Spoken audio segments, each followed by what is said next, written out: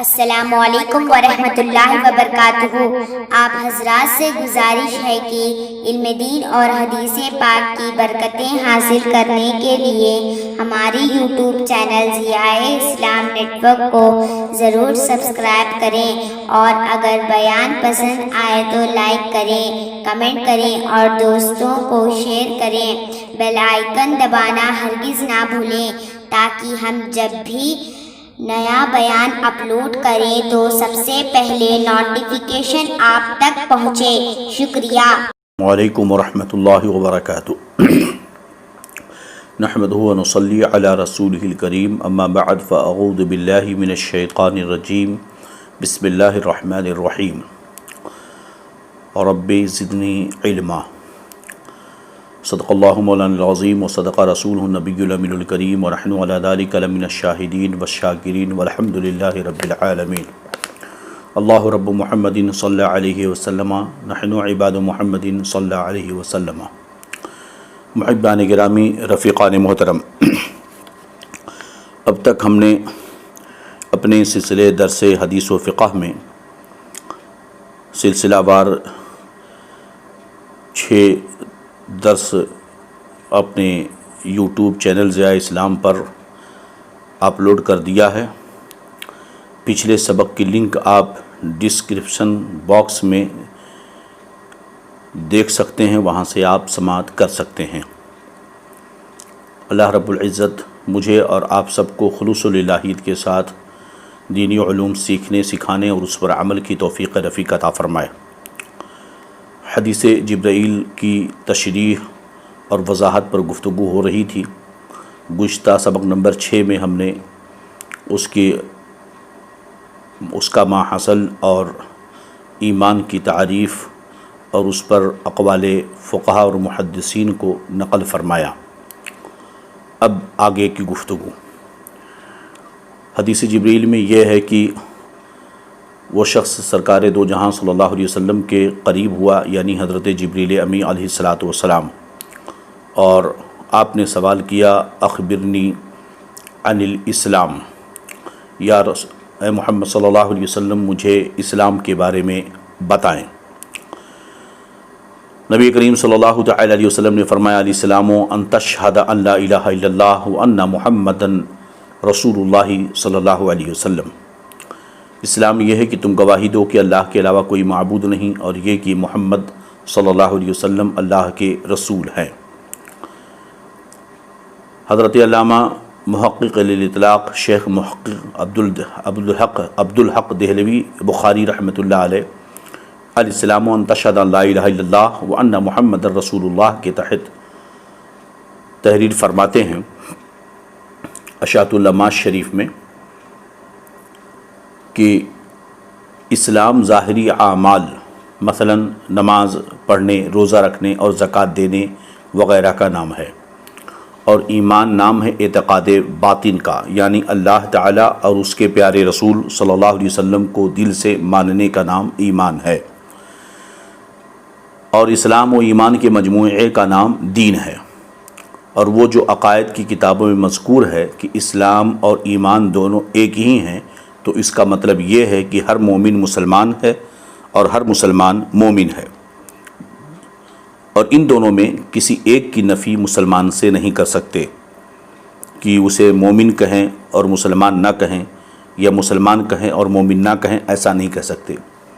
اور حقیقت میں اسلام یہ ایمان کا نتیجہ ہے اور اس کی فرع ہے۔ علماء کرام اس مسئلے میں اس مسئلے میں بہت سارے کلام ہیں، لیکن تحقیق یہی ہے جو یہاں پر بیان کی گئی۔ اشاعت العلماء شریف جلد اول صفحہ نمبر 38 میں حضرت شیخ عبدالحق محدث دہلوی رضی اللہ عنہ نے اس کے تحت فرمایا۔ پھر آگے ایمان کا سوال ہوا تو اس پر فرمایا ان تؤمن باللہ۔ اس کے تحت حضرت شیخ عبدالحق محدث دہلوی رضی اللہ عنہ فرماتے ہیں، یعنی ایمان کی حقیقت یہ ہے کہ تو خدا تعالیٰ کی ذات اور اس کی صفات ثبوتیہ و سلبیہ کو دل سے مانے، اور تمام عیبوں اور حدوث کی علامتوں سے اس کو پاک اور منزہ یقین کرے، اللہ رب العزت کی جتنی صفات ہیں وہ دو طرح کی ہیں، صفات ثبوتیہ اور صفات سلبیہ، یعنی بعض صفات وہ ہیں جو اللہ کے لیے ثابت ہیں اور بعض وہ ہیں جو اللہ عز و جل کی ذات سے اس کی نفی۔ مثلا یہ کہ اللہ ایک ہے، پاک ہے، ہر کمال و خوبی کا جامع ہے، یہ صفات ثبوتیہ ہوئے کہ اللہ کے لیے صفات کو ثابت کرنا۔ اور صفات سلبیہ کہ وہ عیب سے پاک ہے، عجز سے پاک ہے، نیند سے پاک ہے، تھکان سے پاک ہے، اولاد سے پاک ہے، بیوی بچہ رکھنے سے پاک ہے، یہ صفات سلبیہ ہوئے۔ تو ان تمام چیزوں کو ماننا اور تمام عیبوں سے اسے پاک ماننا اور حدوث کی جو علامتیں ہیں اس سے بھی اللہ رب العزت کو پاک و منزہ ماننا، یعنی ایسی چیزیں جو جن کا فنا جو بعد میں ہوئی ہوں اور پھر وہ فنا ہو جائیں، ایسی بھی کوئی چیز جس چیز میں عیب ہو وہ بھی اللہ کے لیے محال ہے، اور جو چیز وجود میں بعد میں ہوئی اور اس کے بعد فنا ہو جائے وہ بھی اللہ عز و جل کے لیے محال ہے۔ تو اللہ پر ایمان لانے کا یہ مطلب ہے کہ اس کی صفات ثبوتیہ اور سلبیہ کو دل سے مانے اور تمام عیبوں اور حدوث کی علامتوں سے پاک و منزہ سمجھے۔ اس کے بعد ہے کہ سرکار نبی کریم صلی اللہ علیہ وسلم نے ارشاد فرمایا ان تؤمن باللہ ورسولہ، اور اس کے رسول پر یقین کرو۔ اس کے تحت شیخ عبدالحق محدث دہلوی رضی اللہ عنہ فرماتے ہیں کہ اس کے رسولوں پر یقین کرو، یعنی تمام انبیاء کرام علیہم السلام پر ایمان لانا واجب ہے، اس طرح پر کہ کسی کے درمیان اصل نبوت میں تفریق نہ کرے۔ چنانچہ قرآن مقدس سورہ بقرہ شریف کی آیت کریمہ ہے کہ آمن الرسول بما انزل الیہ من ربہ والمؤمنون کل آمن باللہ وملائکتہ وکتبہ ورسولہ، لہذا اصل نبوت میں تفریق نہ کرے اور تعظیم و توقیر کرنا، نیز نقص کے عیب سے انبیاء کرام علیہم الصلاۃ کی بارگاہ عزت کو پاک سمجھنا اور قبل نبوت اور بعد نبوت چھوٹے بڑے تمام گناہوں سے انہیں معصوم جاننا یہ واجب ہے۔ یہی قول مختار ہے۔ بعض لوگوں نے کہا کہ چھوٹے گناہ کا امکان ہے، مگر مختار قول صحیح قول یہی ہے کہ چھوٹے بڑے ہر طرح کے گناہ جو ہے قبل نبوت اور بعد نبوت سب سے یہ معصوم ہیں۔ یہی قول شیخ عبدالحق محدث دہلوی فرماتے ہیں کہ یہی قول مختار ہے۔ اور جو قرآن مجید میں حضرت آدم علیہ السلام کی طرف عصیان کی نسبت کی گئی اور عتاب فرمایا گیا تو وہ ان کی شان قرب کی بلندی پر مبنی ہے کہ حضرت آدم علیہ السلام کا مقام، ان کی شان رب کی بارگاہ میں اتنا بلند ہے قرب خاص میں، تو یہ بھی چیز ان کا مالک ہے رب، ان کو حق پہنچتا ہے کہ اولا اور افضل کے ترک پر اگرچہ وہ گناہ کی حد تک نہ پہنچے ہوں، ان پر اپنے بندوں کو جو چاہے کہے۔ رب ہے، ان کا مالک ہے، وہ اس کے بندے ہیں، ہمیں حق نہیں ہے۔ ظاہر سی بات ہے کہ رب تبارک و تعالیٰ کی قرب خاص میں یہ مقام عظیم انہیں حاصل ہے، تو خلاف اولا کے ترک پر بھی رب مالک ہے، اب ان پر جو چاہے عتاب کرے یا کہے،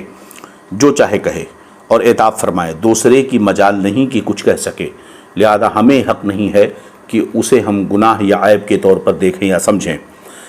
دوسرے کو مجال نہیں کہ کچھ کہہ سکے۔ اور اس مقام پر ایک معیار ادب ہے جس کی رعایت ضروری ہے، اور وہ یہ ہے کہ اگر خدا تعالیٰ کی طرف سے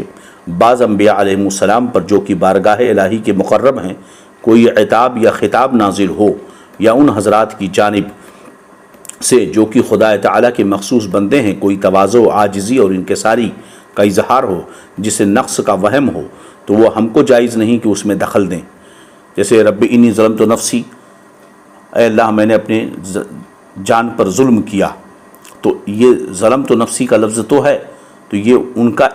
رب کی بارگاہ میں اپنی بندگی ہے، عاجزی ہے، ہمیں اس میں دخل دینے کی اجازت نہیں ہے، اور ان کلمات عتاب یا تواضع کو ان کے حق میں نہ بولیں۔ اور سید الانبیاء صلی اللہ علیہ وسلم کے بارے میں اجمالی اعتقاد یہ ہے کہ مرتبہ الوہیت یعنی رب کے مقام مرتبے اور خدا کی صفات کے علاوہ جو کچھ ہے حضور صلی اللہ علیہ وسلم کے لیے ثابت ہے۔ بعد از خدا بزرگ تو ہی قصہ مختصر۔ اور اللہ نبی کریم صلی اللہ تعالی علیہ وسلم کے فضائل و کمالت بشری، نبی کریم صلی اللہ تعالی علیہ وسلم تمام کمالات فضائل و کمالات بشری کے جامع اور سب میں راسخ و کامل ہیں۔ چنانچہ حضرت عبادہ بن صامت سے مروی ہے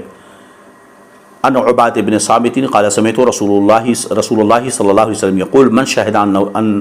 لا الہ الا اللہ وان محمد رسول اللہ حرم اللہ علیہ النار۔